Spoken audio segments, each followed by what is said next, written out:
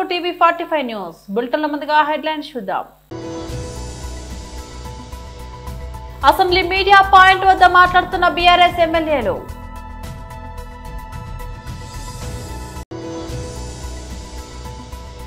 Doctor N Gautam రావు శ్రీ గణేష్ కుండే మీడియాతో మాట్లాడుతున్నారు.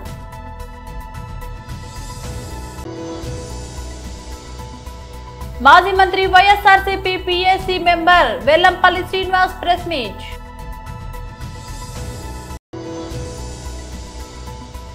అమెరికాతో దౌత్యంలో కేంద్రం విఫలం మంత్రి పొన్నం ప్రభాకర్.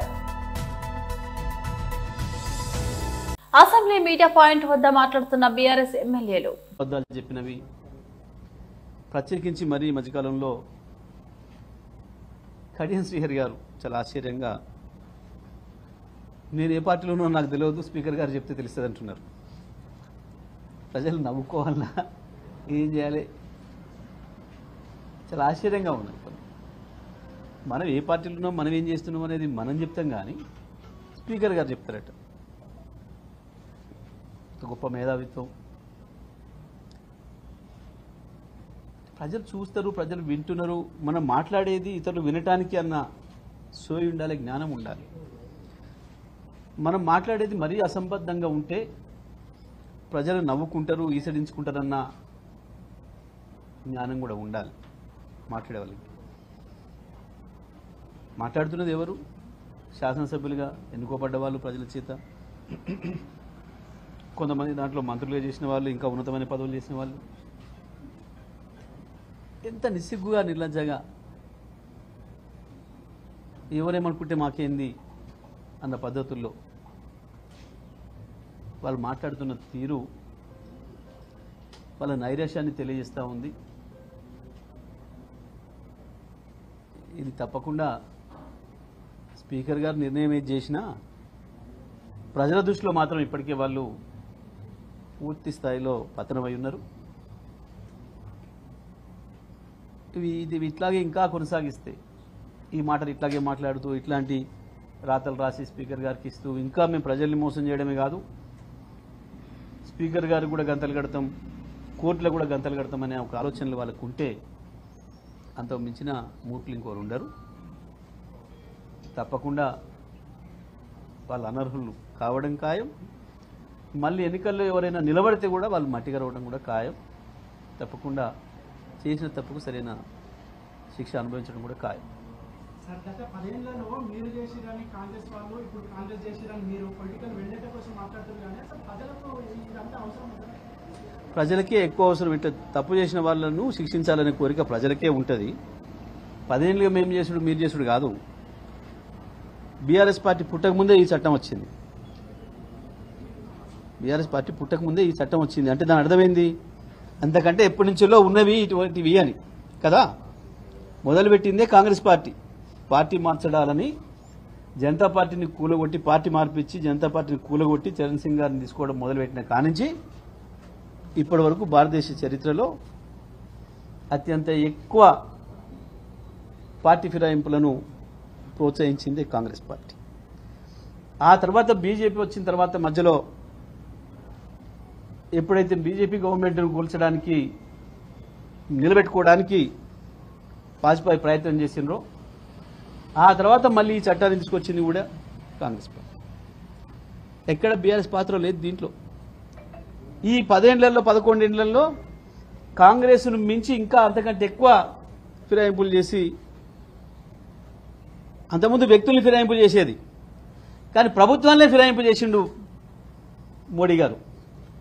ఈరోజు సాయంత్రం వరకు కాంగ్రెస్ పార్టీ ముఖ్యమంత్రిగా ఉన్న ఆయన రేపు పొద్దున తెల్లారే వరకే బీజేపీ ముఖ్యమంత్రి కూడా అయింది.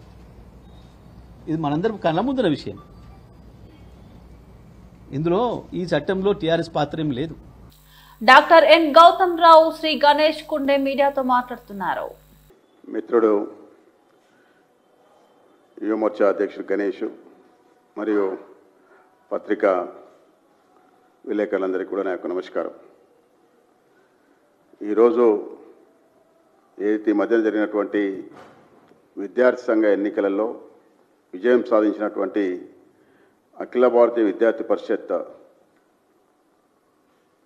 నాయకులకు శుభాకాంక్షలు తెలియజేస్తా ఉన్నాను. అదేవిధంగా వారిని గెలిపించినటువంటి విద్యార్థులకు కూడా అభినందన తెలియజేస్తా ఉన్నాను. ఈరోజు దేశంలోనే ఒక నెరేటివ్ క్రియేట్ చేసి జెన్జీ అని మాట్లాడుతూ ఉన్నారో దానికి సమాధానంగా ఈరోజు విద్యార్థులు తీర్పునివ్వడం జరిగింది. ప్రజాస్వామ్యం పట్ల నమ్మకం లేకుండా మాట్లాడుతున్నటువంటి రాజకీయ నాయకులు అయితే ప్రజాస్వామ్యం గురించి మేమే టేకేదార్ అన్నట్టు మాట్లాడుతున్నటువంటి వాళ్ళు కూడా ఈరోజు జెన్జీ గురించి మాట్లాడుతూ ఉన్నారు. కాబట్టి ఈ మధ్యన జరిగినటువంటి సంఘటనలు అయితే ఉన్నాయో ప్రపంచంలో బంగ్లాదేశ్, నేపాల్ అటువంటి సంఘటనలు ఇక్కడ ఉన్నటువంటి యువత కూడా కొంత ఆలోచన చేస్తామని చెప్పి మాట్లాడుతూ ఉన్నాం. కానీ ఇప్పుడు చూసినట్టయితే నిన్న మొన్న జరిగినటువంటి Delhi elections, Punjab university elections మరియు హైదరాబాద్ ఉన్నటువంటి హైదరాబాద్ సెంట్రల్ యూనివర్సిటీ ఎలక్షన్స్లో కూడా జాతీయవాదం తోని పనిచేస్తున్నటువంటి జాతీయ భావాలు కలిగినటువంటి విద్యార్థి సంఘం అవుతుందో ఏబీవీపీ బ్రహ్మాండమైన మెజార్టీతోని అక్కడ ఉన్నటువంటి ఏదైతే చెప్తా ఉన్నారో ఈ యొక్క age group 18 to 28 age group ఉన్నటువంటి విద్యార్థులు ఈరోజు జాతీయవాదం వైపు మొగ్గు చూపారు. కాబట్టి చాలా ఈ దేశంలో మొట్టమొదటి నుంచి కూడా యూనివర్సిటీలలో కమ్యూనిస్టు భావాలు కలిగినటువంటి కొంతమంది వ్యక్తులు అక్కడ విద్యార్థులను విడగొట్టి కులాల పరంగా మతాల పరంగా రెచ్చగొట్టి రాజకీయాలు చేస్తున్నటువంటి వాళ్ళకు కూడా ఇది ఒక చెంపపెట్టు. ఏదైతే రాహుల్ గాంధీ గారు చెప్తా ఉన్నారో ఈ దేశంలో మోడీ గారి ప్రభుత్వానికి వ్యతిరేకంగా యువత ఉందని చెప్పి మాట్లాడుతూ ఉన్నారో దానికి కూడా ఇది సమాధానం. ఈరోజు మోడీ గారి యొక్క ప్రభుత్వ పాలనలో ఇక్కడ ఉన్నటువంటి విద్యార్థులు యువత ముఖ్యంగా సమర్థిస్తున్నారు అని చెప్పడానికి కూడా ఇదొక నిదర్శనం. కాబట్టి ఈ రాష్ట్రంలో అధికారంలో ఉన్నటువంటి కాంగ్రెస్ పార్టీ ఏదైతే యూనివర్సిటీ భూములు అమ్ముకోవడానికి ప్రయత్నం చేసి 400 ఎకరాలు భూములు అమ్ముకొని 1000 కోట్లు సంపాదన చేసుకుని అక్రమార్గంగా ఏదైతే ప్రయత్నం చేసినారో దాన్ని కూడా హైదరాబాద్ సెంట్రల్ యూనివర్సిటీ విద్యార్థులు తిప్పికొట్టారు. దాన్ని వారిని నేను అభినందిస్తా ఉన్నాను.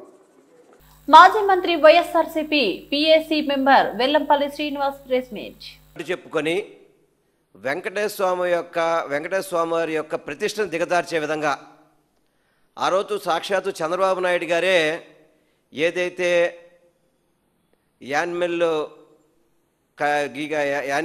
ఫ్యాట్ కలిసిందని చెప్పిన దాంట్లో ఆ రోజు తెలుగుదేశం పార్టీ మీటింగ్లో ఇప్పుడు ఒక ముఖ్యమంత్రి అయ్యండి ఏదైనా తిరుమల తిరుపతి దేవస్థానంలో తప్పు జరిగితే ఆ తప్పు మీద యాక్షన్ తీసుకునే స్థితిలో ఉన్న వ్యక్తి తెలుగుదేశం పార్టీ ఆఫీసులో పార్టీ మీటింగ్లో వాళ్ళ ఎమ్మెల్యేల మీటింగ్లో తిరుమల తిరుపతి స్వామి దేవస్థానంలో నెయ్యి గురించి తప్పుడుగా మాట్లాడే విధంగా ప్రయత్నం బిగించేశాడు.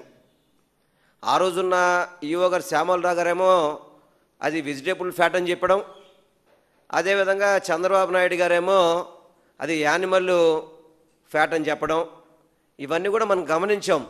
ఎందుకు మరి ఈ విధంగా తిరుమల వెంకటేశ్వర స్వామి యొక్క ప్రతిష్టను దిగదార్చడానికి మీరు ఈ విధంగా ఎందుకు మాట్లాడుతున్నారో అర్థం కాని పరిస్థితి అయిపోయింది. ఎప్పుడు జరగని విధంగా ముక్కోటి ఏకాదశి అనేది ప్రతి సంవత్సరం కూడా డేట్ మనకి ముందే ఫైనల్ అయిపోద్ది కదా. కనీసం టిక్కెట్లు జారీలో కూడా సరైన పద్ధతి వ్యవహారం చెయ్యక సుమారుగా దాదాపు 7 చనిపోయారు తిరుమల తిరుపతి దేవస్థానంలో, ఏది కింద టికెట్స్ కోసం అని చెప్పని. గతంలో ఎప్పుడైనా కానీ తిరుమల తిరుపతి దేవస్థానంలో ఇటువంటి ఘటనలు ఎప్పుడైనా చూశారు మీరు? ఎప్పుడైనా కానీ ఈ బిఆర్ నాయుడు చైర్మన్ అయ్యాక ఈ కూటమి ప్రభుత్వం ఏర్పడ్డాక మాత్రమే చూడడం జరిగింది. చివరికి నిన్న మాలాయ అమావాస్య పితృదేవతలందరికీ కూడా ఈ కార్యం ప్రతి సంవత్సరం కూడా జరిగే టైమే. కనీసం దానికి కూడా వసతులు సరైన సౌకర్యాలు పెట్టలేదని చెప్పిన అక్కడ భక్తులు తొక్కిసలాట, భక్తులు ఇబ్బంది పడే పరిస్థితి చూసాం. గతంలో శ్రీవాణి టిక్కెట్ల గురించి ఏం మాట్లాడారంటే కూటమి నాయకులంతా కలిసి శ్రీవాణి టిక్కెట్ల డబ్బులన్నీ కూడా వైసీపీ ప్రభుత్వం దోచేసుకుంటుంది, సరైన అకౌంటబిలిటీ లేదు, మేము వచ్చాక క్లోజ్ చేస్తామని చెప్పిన వ్యక్తులు ఆ రోజు శ్రీవాణి టిక్కెట్లు మేము మా ప్రభుత్వంలో అంటే మా జగన్మోహన్ రెడ్డి గారి నాయకత్వంలో ఉన్న ప్రభుత్వంలో 1000 టిక్కెట్లు మాత్రమే రోజుకి అమ్మితే ఈరోజు 2000 టిక్కెట్లు అమ్మడానికి మీరు ఆల్రెడీ ఇప్పటికే బోర్డు తీర్మానాలు చేశారు కదా. ఎందుకు శ్రీవాణి టిక్కెట్లు ఎందుకు మీరు క్లోజ్ చేయలేదు? శ్రీవాణి టిక్కెట్లో అవకతవకలు జరుగుతున్నాయని చెప్పి మీరేగా చెప్పింది. అవకతవకలు ఎక్కడ జరిగినాయనే సంగతి మీరు ఎక్కడ కూడా బయటపెట్టిన పరిస్థితి లేదు. ఓన్లీ ఒక అపవాదం చేసేసి ఈ శ్రీవాణి టిక్కెట్ డబ్బులన్నీ కూడా పక్కకి వెళ్ళిపోయినాయి, అందుకని మేము రాగానే రద్దు చేస్తామని చెప్పిన వ్యక్తులు 1000 ఉన్నదాన్ని 2000 చేస్తున్నారు. అంటే ఇదేనా మీరు మాట్లాడే నీతి నిజాయితీ ఇలాగే ఉంటుందా మీరు మాట్లాడేది? ఏమండి బిఆర్ నాయుడు గారు, మాట్లాడితే నాతో పెట్టుకోవద్దు, మీ సంఘం చూస్తాను, ఏంటిది మాటలు? ఒక చైర్మన్ హోదాలో ఉండి వయసున్న వ్యక్తి అయ్యండి బెదిరిస్తావా? ఏంది బెదిరింపులు? మీ బెదిరింపులకు ఎవరు భయపడతారండి? అదేవిధంగా ఇదివరకు గతంలో విఐపి బ్రేకులు 2019 నుంచి 24 వరకు అంటే మా ప్రభుత్వం మా జగన్మోహన్ రెడ్డి గారి నాయకత్వంలో ప్రభుత్వంలో 4000 మందికి బ్రేక్ అవకాశం ఇస్తే ఇప్పుడు 7,500 మందికి బ్రేక్కి ఈరోజు ఎలో చేస్తున్నారు మీరు. అమెరికాతో దౌత్య సంబంధాలను సమర్థంగా నిర్వహించడంలో కేంద్ర ప్రభుత్వం విఫలమైందని తెలంగాణ రాష్ట్ర రవాణా బీసీ సంక్షేమ శాఖ మంత్రి పొన్నం ప్రభాకర్ తీవ్రంగా విమర్శించారు. ప్రస్తుత పరిస్థితుల్లో అమెరికాలోని కఠిన నిబంధనల వల్ల ఉన్నత చదువులు ఉద్యోగాల కోసం వెళ్తున్న మన దేశ విద్యార్థులు యువత తీవ్ర ఇబ్బందులు ఎదుర్కొంటున్నారని ఆయన ఆవేదన వ్యక్తం చేస్తున్నారు. సిద్దిపేట జిల్లా హుస్నాబాద్ లో పర్యటించిన సందర్భంగా ఆయన మీడియాతో మాట్లాడారు. మన దేశానికి చెందిన సుమారు 100 మంది ప్రముఖులు ఇతర దేశాల్లో కంపెనీలకు సీఈఓలుగా పనిచేస్తున్నారని పొన్నం ప్రభాకర్ గుర్తు చేశారు. వారి తెలివితేటలు సేవలు మన దేశ అభివృద్ధికి ఉపయోగపడాలని ఆయన ఆకాంక్షించారు. పరిశ్రమల స్థాపనకు ఇక్కడ ప్రభుత్వాలు రెడ్ కార్పెట్ పరుస్తున్నాయని ఈ అవకాశాన్ని సద్వినియోగం చేసుకోవాలని కోరారు. ముఖ్యంగా విదేశాల్లో స్థిరపడిన తెలంగాణ వాసులు తిరిగి రాష్ట్రానికి వచ్చి పెట్టుబడులు పెట్టారని, తద్వారా గ్రామీణ ప్రాంతాల్లో పారిశ్రామిక సాంకేతిక అభివృద్ధికి చేయూతనివ్వాలని ఆయన విజ్ఞప్తి చేశారు. అంతకుముందు మంత్రి పొన్నం ప్రభాకర్ తన కుటుంబ సభ్యులతో కలిసి హుస్నాబాద్ లోని శ్రీ రేణుకా ఎల్లమ్మ ఆలయాన్ని సందర్శించి ప్రత్యేక పూజలు నిర్వహించారు. అనంతరం ఎల్లమ్మ చెరువు కట్ట వద్ద జరుగుతున్న సుందరీకరణ పనులతో పాటు సద్దుల బతుకమ్మ ఏర్పాట్లను కూడా ఆయన పరిశీలించారు. హన్మకొండ మాజీ ఎమ్మెల్యే పెద్ది సుదర్శన్ రెడ్డి కాంగ్రెస్ ప్రభుత్వంపై తీవ్ర స్థాయిలో విరుచుకుపడ్డారు. బతుకమ్మ పండుగను అవమానపరిచిన సీఎం రేవంత్ రెడ్డి మంత్రులు ప్రజలకు క్షమాపణ చెప్పాలని డిమాండ్ చేశారు. ఉమ్మడి వరంగల్ జిల్లాలో యూరియా కొరకు రైతులను ఇబ్బందులకు గురి చేస్తుందని, పంట దిగుబడులు తగ్గి పెద్ద నష్టాలు వస్తున్నాయని తెలిపారు. సన్న చిన్నకారు రైతులకు ఎకరాకు 25,000 నష్టపరిహారం పెండింగ్ లో ఉన్న 275 కోట్ల బోనస్ తక్షణం విడుదల చేయాలని కోరారు. రాబోయే మేడారం జాతరకు గోదావరి నీళ్లు జంపన్న బాగు ద్వారా అందించేలా ప్రభుత్వం చర్యలు తీసుకోవాలని ఆయన డిమాండ్ చేశారు. మీడియా సాక్షిగా బతుకమ్మను అవమానపరిచారు. వేలాది మంది నిన్న 1000 స్తంభాల గుడిలో ఎంగిలిపూల బతుకమ్మ ప్రారంభ సందర్భంగా పాల్గొన్నటువంటి సమ్మక్క సారలక్కల ప్రతిరూపాలైనటువంటి మా అక్క చెల్లెళ్ళ సెంటిమెంట్ను అగౌరవపరిచారు. కనీస పరిజ్ఞానం లేని, పరిణతి లేని రేవంత్ రెడ్డి ప్రభుత్వంలో కొనసాగుతున్నటువంటి పెద్దలు నిన్న ఒక్కొక్కరికి ఒక రీతిలో నిన్నటి బతుకమ్మను సద్దుల బతుకమ్మను ఒకరు, సజ్జల బతుకమ్మను ఒకరు, ఉప ముఖ్యమంత్రి గారి పాటలు వేస్తూ మరొకరు, అదేవిధంగా 6 గ్యారంటీల మీద కాంగ్రెస్ పార్టీ పాటలు, రేవంత్ రెడ్డి పాటలు వేసి అది ప్రభుత్వ పరంగా నిర్వహించినటువంటి వేడుకలని చెప్పి ప్రకటించినటువంటి ప్రభుత్వంలో, ప్రభుత్వ ఏర్పాట్లలో నిన్న బతుకమ్మను వేలాది మంది అక్కా చెల్లెలు ఆడపడుచుల సాక్షిగా అవమానపరిచినటువంటి దానికి గాను రేవంత్ రెడ్డి క్షమాపణ చెప్పాలని ఇప్పటికే తెలంగాణ ఉద్యమంలో ప్రతీక అయినటువంటి, స్ఫూర్తినిచ్చినటువంటి, తెలంగాణ రాష్ట్ర సాధనలో స్ఫూర్తినిచ్చినటువంటి, తెలంగాణ రాష్ట్ర పల్లె జీవన విధానాన్ని పోల్చుకునేటువంటి సెంటిమెంట్కు ప్రతీక అయినటువంటి బతుకమ్మను అవమానపరిచినటువంటి కాంగ్రెస్ పార్టీ ప్రతినిధులు, ముఖ్యమంత్రి రేవంత్ రెడ్డి, జిల్లా మంత్రులు, జిల్లా అధికార పార్టీ శాసనసభ్యులు క్షమాపణ చెప్పాలని బీఆర్ఎస్ పార్టీ డిమాండ్ చేస్తా ఉంది. ముఖ్యంగా ఏ ముఖం పెట్టుకుని రేవంత్ రెడ్డి వరంగల్కి వస్తారు? ఇవాళ ఒకటే చోట ఉమ్మడి వరంగల్ జిల్లాలో దాదాపు 250 చోట్ల 500 నుంచి 1000 మంది రైతులు, మహిళలు, పురుషులు, గర్భిణీ స్త్రీలు చంటి బిడ్డలను సంకరెత్తుకొని పాలిస్తూ లైన్లో నిలబడి సుమసిల్లిపోయినటువంటి ఆడతల్లులు క్యూలో నిలబడ్డారు. మీ నిర్వాహకం వల్ల, మీ చిల్లర చేష్టల వల్ల, పరిపక్వత లేని పరిపాలన విధానాల వల్ల ఇలా రైతులందరూ కూడా యూరియా కోసం ఎదురు చూస్తూ ఉన్నారు. ఇవాళ ఒకే రోజు పొద్దున్న నుంచి మా మండల పార్టీ నాయకులతో మాట్లాడితే 250 చోట్ల క్యూ లైన్లో నిలబడ్డారు. ఇవాళ వరంగల్ ఉమ్మడి జిల్లాలో దాదాపుగా 1,50,000 మంది పైచులకు రైతులు క్యూ లైన్లో నిలబడ్డారు.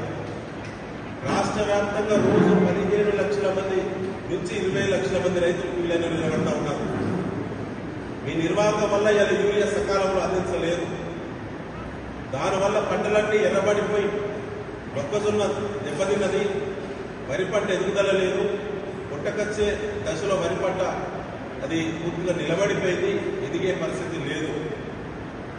అదే కాకుండా పత్తి దిగుబడి భారీగా పడిపోయే ప్రమాదం ఉన్నది. ఈ 3 పంటలకు ప్రధానంగా నష్టం జరుగుతూ ఉన్నది. వీటితో పాటు ఇతర పంటలకు కూడా నష్టం జరుగుతూ ఉన్నది. ఇవాళ రాష్ట్ర వ్యాప్తంగా యూరియా కొరత వల్ల మరో 10 రోజులైతే 10 రోజులైతే ఇంకా 1,20,000 మెట్రిక్ టన్నులు వస్తాయని చెప్పి వ్యవసాయ శాఖ మంత్రి గారు ప్రకటిస్తూ ఉన్నారు. అయ్యా, ఇంకా 10 రోజుల తర్వాత యూరియా ఏ ముక్కులో పెట్టుకుంటారు? కాంగ్రెస్ పార్టీలు కడుపు నిండా తింటారా?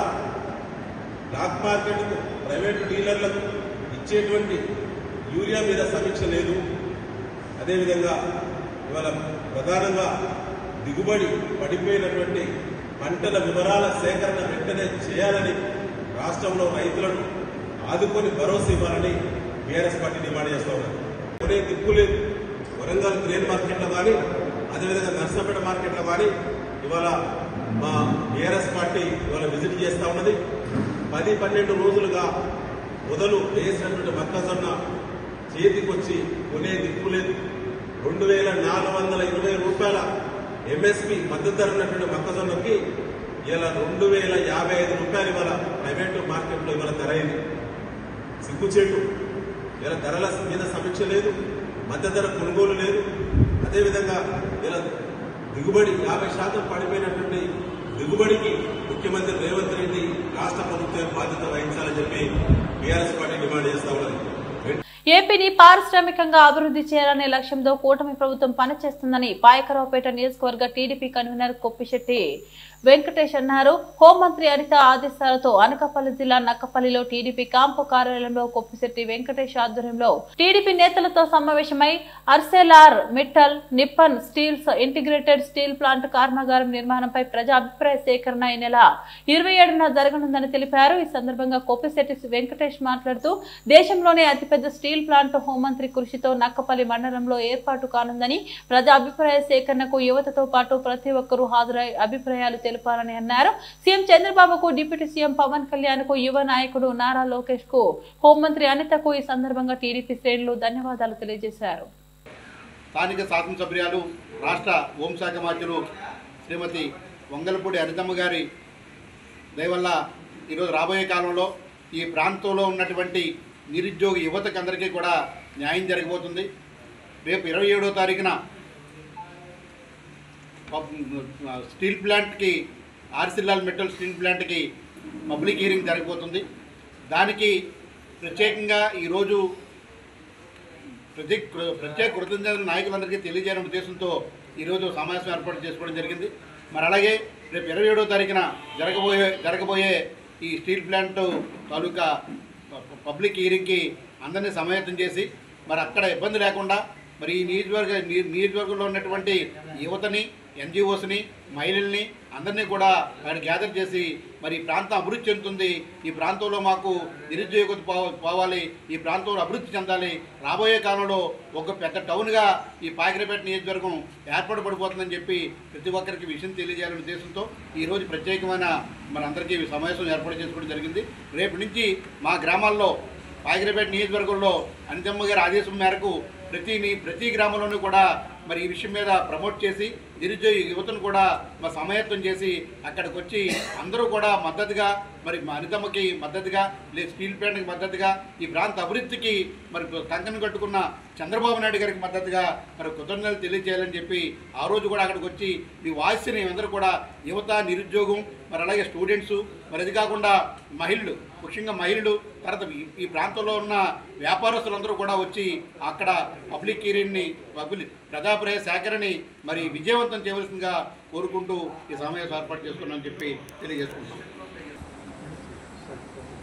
బులెటిన్ ముగించే ముందు మరోసారి హెడ్లైన్స్ చూద్దాం. అసెంబ్లీ మీడియా పాయింట్ వద్ద మాట్లాడుతున్న బీఆర్ఎస్ ఎమ్మెల్యేలు.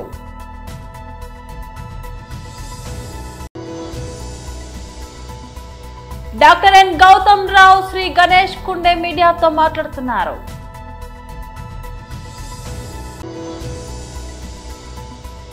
మాజీ మంత్రి YSRCP PAC member Vellampalli Srinivas press meet.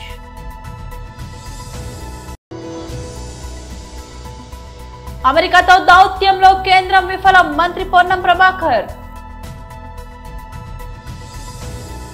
ఇవి బులెటిన్ అప్డేట్స్. మరో బులెటిన్లో మళ్ళీ కలుద్దాం. అంతవరకు సెలవు, నమస్తే.